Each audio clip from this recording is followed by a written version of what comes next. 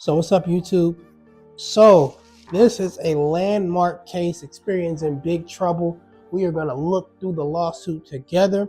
I'm going to talk about it a little bit, then we're going to get into it. I've read through the lawsuit. I was very excited when I saw the headline first and foremost, but I've read through the lawsuit.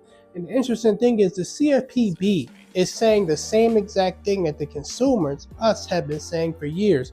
Things like Experian's way of investigating things is fraudulent. They even cited 1681EB, which is really powerful. I've actually won settlements for my clients citing that particular section against Experian. But I'm saying that to say that they've heard your complaints. So a lot of people get on here and be like, well, the Cfpb is not working. The Cfpb is not your attorney. It's just a government database to collect the complaints. If they get enough complaints about one thing, then they'll go look into it, which is actually taking place now. So I'm going to share my screen with you. I'm going to let y'all see. We're going to read through some of this complaint together. I'm so excited about this. I'm so happy for what I've seen, what I've read so far. But I don't just want y'all to take my word for it. I want y'all to see it. So let's get into this complaint. First and foremost, this is not hidden information. You don't need a special ID or license to go find this. All you literally have to do is you can go to Google and you can Google Cfpb versus Experian lawsuit. And as soon as you Google that, the Cfpb versus Experian lawsuit will pop up. You put PDF behind it just so you know it's a PDF. Then you press PDF. All right. After you press PDF, you're going to go right into the lawsuit. You see it was just recently filed on January 7th. You scroll down, see it's versus Experian, right? We want injunctive relief. They want redress. They want disgorgement and civil money penalties. Action seeking nationwide relief against who? Experian Information Solutions Inc. So first we have the introduction, right? So it says the Consumer Financial Protection Bureau, which is CFPB, bring this action against Experian Information Solutions Inc. Experian are the company under the Fair Credit Reporting Act, 15 U.S.C. 1681, and the Consumer Financial Protection Act of 2010, the CFPA. All right. This action alleges that Experian violated both acts by failing to reasonably and reinvestigate consumer disputes, challenging the accuracy or completeness of information in consumer reports. So all the things you've been disputing, whether it's collections, late payments, bankruptcies, all of those things, this particular, they're making it clear that, they have proof. The government's not going to get involved in that. You know how people get arrested by the feds.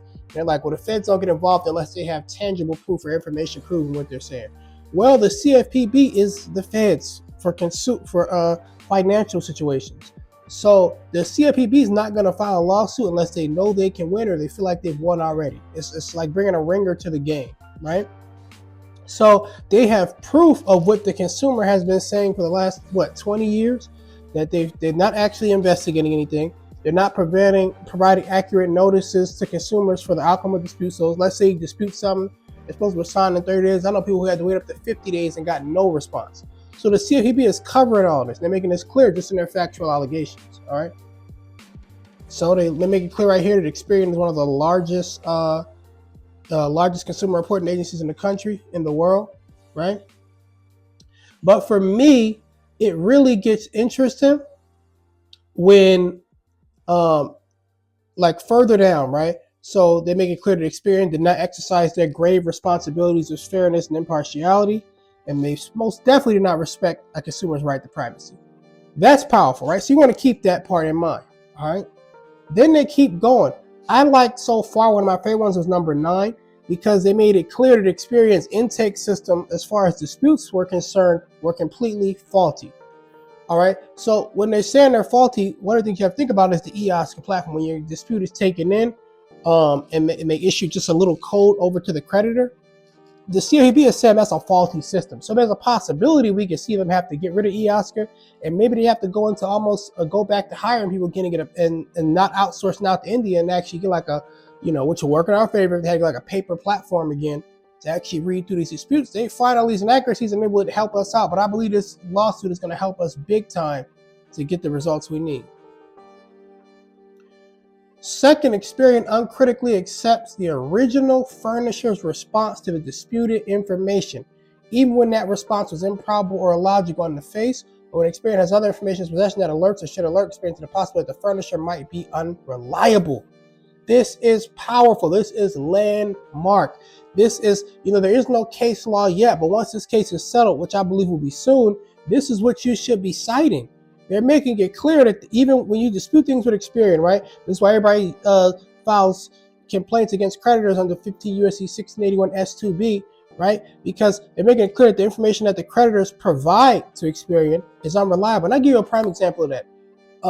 We went at a debt collector one time, and the debt collector had an assignment agreement. So most people back off at that point. But the issue was there was no name or account number in that debt collector's assignment, or what is that, notice of transfer, whatever people want to call it. So the bottom line is the company did not have that proof, but Experian still verified it. So this is something that most of us are going through, and this is what the Cfpb is addressing. So I know that y'all main concern, as it should be, is, okay, what do I do with this information?